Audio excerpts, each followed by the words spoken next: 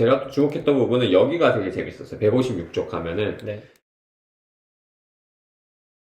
이제는 플랫폼만 보지 말고 우리 NFT도 보고 게임도 보고 다오도 보자. 음. 뭐가 크립토의 이제 유즈 케이스가 많이 있냐. 쓰이냐. 예. 그랬을 때 가장 많이 쓰였던 것들은 가스비가 제일 많이 발생했던 곳 위주로 나열해볼게. 1위부터. 가스비를 쓰는 게 실제 사용 예라고 볼 수 있죠. 그쵸. 네. 실제 수수료를 내면서 이제 그 트랜지션을 일으키고 네. 트랜지션의 일부가 가스비로 나가는 거니까 가장 많이 가스비가 탄 게 오픈시였어요. NFT 하는 NFT 마켓플레이스잖아요. 그래서 그리고 2위는 유니스왑이었습니다. 둘이 되게 그냥 비슷한데 금융 네, 거래소니까. 거래소죠. 네. 교환하는데 많이 쓴다. 네. 거래소로서 덱스가 일단 2위고 네. 아직은 3위 이제 한 158쪽 가볼게요. 네. 이제 요거를 디파이와 NFT가 그래도 짱이다. 탑10 컨트랙트에 7개를 차지한다. 디파이는 이게- 알았는데 NFT가 꽤나 이제 메이저로 왔네요. 그러니까요. 제가 여기서 느끼는 건 잘 생각했을 때 우리의 어머니 아버지 세대가 음. 가장 암호화폐를 접하게 되는 가장 빠른 번째? 경로가 뭘까? 첫 번째가 아, 투기 말고 게임은 아닐 거고. 투자나. 예. 그랬을 때 NFT로 예술품? 예를 들어 나 공연 갈래. 임영웅. 그래서 임영웅이 임영웅 포토카드. 이명웅 NFT를 찍어낸대. 그리고 요거 사면은 이명웅 공연도 몇 개 갈 수 있다, 1년에. 아, 게임보다는 그게 낫다. 그러면 이제 어머니 아버지가 사달라고 하실 수 있잖아요. 그렇죠, 그렇죠. 야, 나 NFT 저거 사야 된다. 뭔지 모르겠지만 저거 사달라. 저거 나 티켓 사야 된다. 사달라. 네. 가장 쉽게 들어올 수 있는 게 세상에서- 게임 아니면 NFT인데 그쵸. 게임보다 NFT가 더 가능성이 높다. 그쵸. 일단은 당장에, 왜냐면 게임이 재미없는 게 너무 많으니까 광고하진 않고요, 아직은.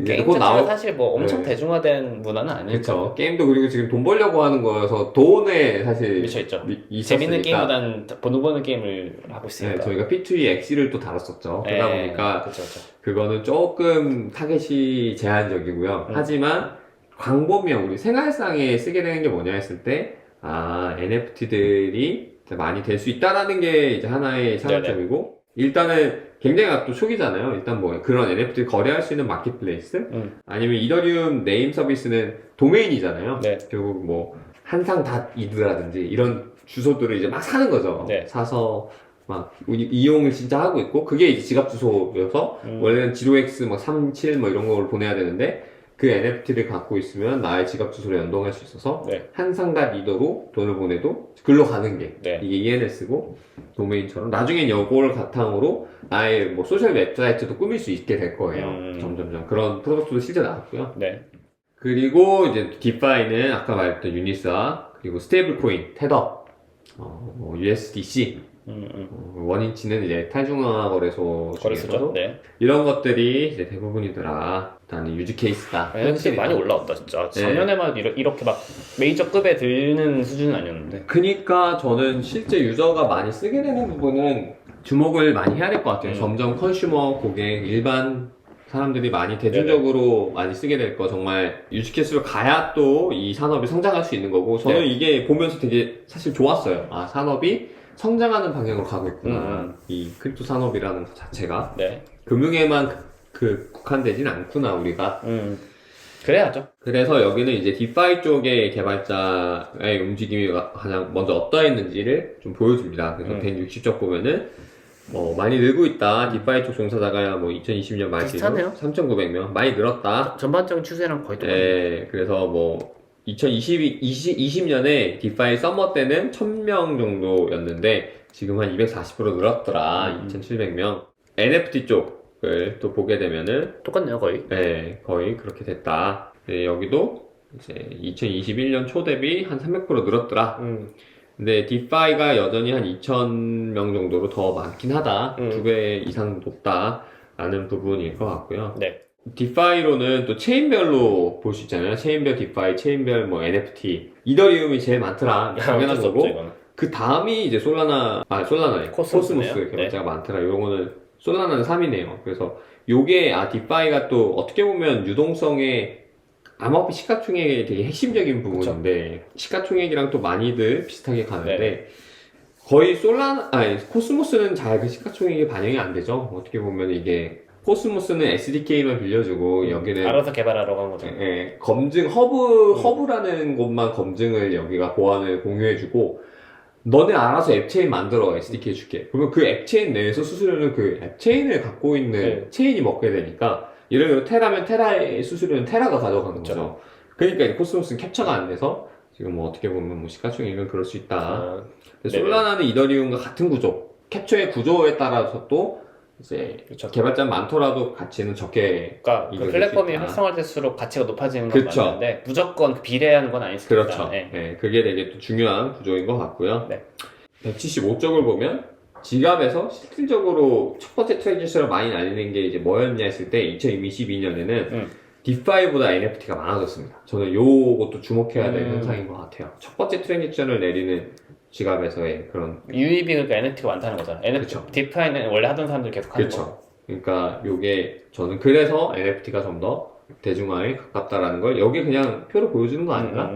라는 생각을 했고요. 이 보고서의 한계도 명확하게 합니다. 한계는 첫 번째는 단순 개발자의 이런 수혜 지표 집계만으로 대표를 할 수는 NFT나 없죠. 게임 DAO의 가치를 명확하게 보여주기 힘들다. 그렇죠. 성공한 PFP, 약간 그 프로필 사진과 같은 네. NFT를 만드는 프로젝트 중 하나는 되게 유명한 개발자 한 명이 다 개발했다. 그리고 커뮤니티도 다 주도를 했는데, 그럼 걔는 딱 한 명인데, 이게 가치가 엄청 큰 걸 어떻게 설명할 거냐.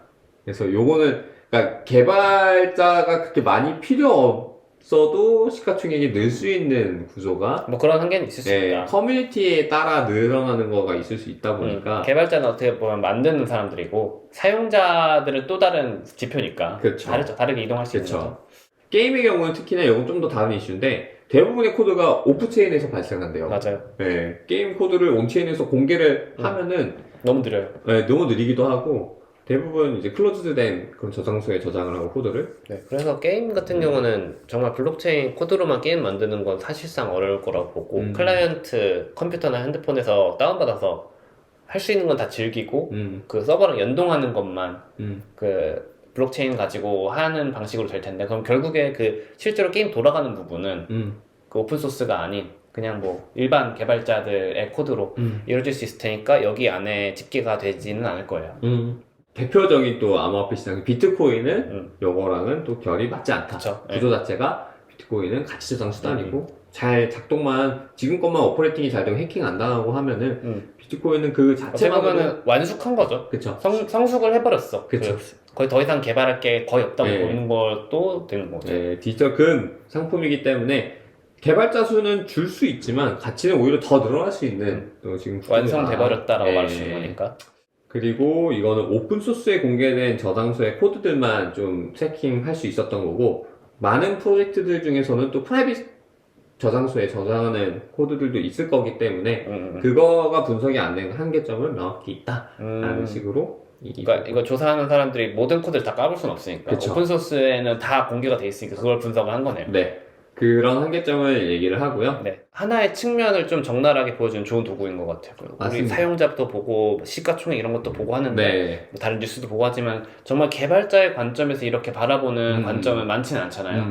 이렇게 봤을 때 역시 개발자 관점을 봤을 때 시장의 방향과 똑같이 흘러가는구나. 하지만 이런 부분은 뭔가 개발자가 다르게 뭐 선반영 후반영 되는 부분이 있구나 이렇게 인사이트를 조금 넓혀갈 수 있는 맞습니다. 기회가 되는 것 같아요. 근데 사실 말씀하신 것처럼 지금 아직 개발자 수가 엄청 많은 것도 아니고 정보가 오픈소스 기반이기 때문에 정말 그냥 참고만 되는 정도가 되지 않을까. 근데 확실히 딱 보면서 되게 눈에 띄는 것들을 확실히 꼭지를 맞아요. 얻을 수는 있는 것 같아요. 말씀하신 것처럼 스타크 뭐 이런 거 있고 NFT가 요즘 좀 잘 나가네? 이런 걸 딱 알 수 있는 것만으로도 이 리포트에 굉장한 의미가 있지 않을까 그렇게 생각이 드네요. 사실 뭐 우리가 모르는 거 엄청 많은데 그렇죠. 일단 뭐 읽어보는 거죠. 이렇게 네네. 공부 시작하는 거고 맞습니다. 하나하나 더 딥하게 들어가려면 검색해봐야 되는 거고